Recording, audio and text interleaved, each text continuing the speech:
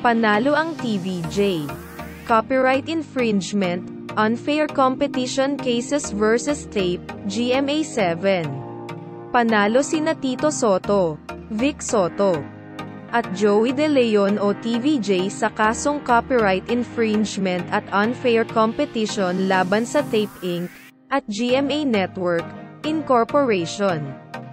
Ibig sabihin nito, wala nang balakid sa paggamit nila ng titulong Eat Bulaga sa kanilang programa, bandang alas 5 ng hapon ngayong Biyernes, January 5, 2024, inanunsyo ng TVJ sa kanilang Facebook page ang balita.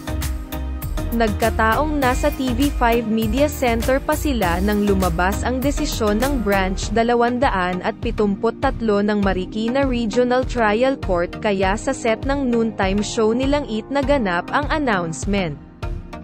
Kasama rin nilang nagsampa ng kaso ang creative director ng Eat na si Jenny Ferra at direktor na si Pucci Rivera. Panimula ni Vic, sa lahat ng kaibigan namin, mga nanonood sa Facebook Live. Marahil nagtataka kayo kung anong ginagawa namin dito. Hindi po kami kakanta. Wala po kaming ibebenta. Meron lang po kaming sanang gustong ibahagi sa lahat ng ating mga kaibigan. Sa lahat ng The Barkads, kami po ay nasa TV5 Media Center. Galing kami sa kasalukayan po. Nagmi-meeting kami tungkol sa anong plano for the new year, for 2024. Para mas mapaganda ang ating programang Eat Bulaga. Ngayon, at exactly 23 minuto pasado alas 4 ng hapon, kanina-kanina lang, mainit-init pa eh. Nakatanggap si Tito Senador ng email at ito ay may kinalaman sa desisyon ng korte tungkol sa Eat Bulaga. Kasunod nito ang pagbasa ni Tito sa dispositive portion ng desisyon ng Marikina Regional Trial Court. Saad niya, "Wherefore, justice is hereby rendered in favor of the plaintiffs against the defendants."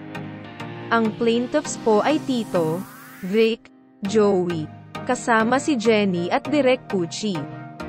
Permanently enjoining the defendants, Television and Production Exponents, Tape, Inc., and GMA Network, Inc. From 1. Using the trademarks EB, Eat Bulaga, and EB, including all the logos associated with the subject parts in its shows, programs, projects or promotions, and 2. Using the Eat Bulaga jingle, song or any part thereof in its shows, programs, projects or promotions, and 3.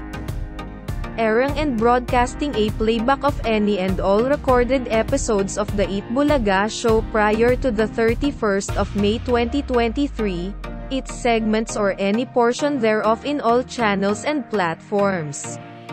Moreover, defendants, marami pang binabanggit at lahat in favor sa atin. The Intellectual Property Office of the Philippines through its proper unit, head officer is hereby directed to cause the cancellation of the following trademark registrations in the names of Television Production Exponents Incorporated from its records, database and or registry to Eat.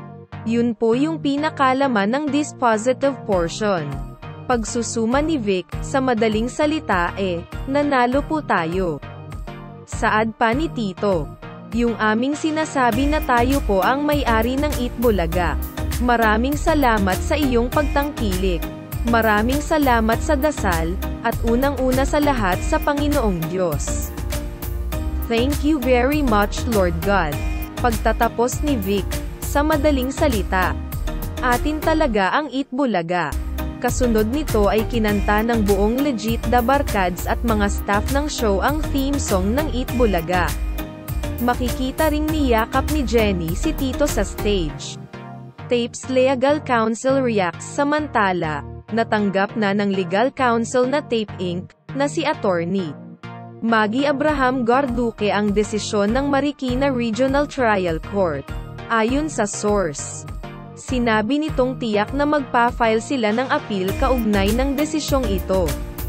Pahayag ni Attorney Garduque, Yes, I already saw the decision dated December 22, 2023 but released by the court this January. Initial reaction: among others, we were surprised that the court ruled on trademark and trademark infringement when the case pending in court is copyright infringement. We will definitely file an appeal to this decision.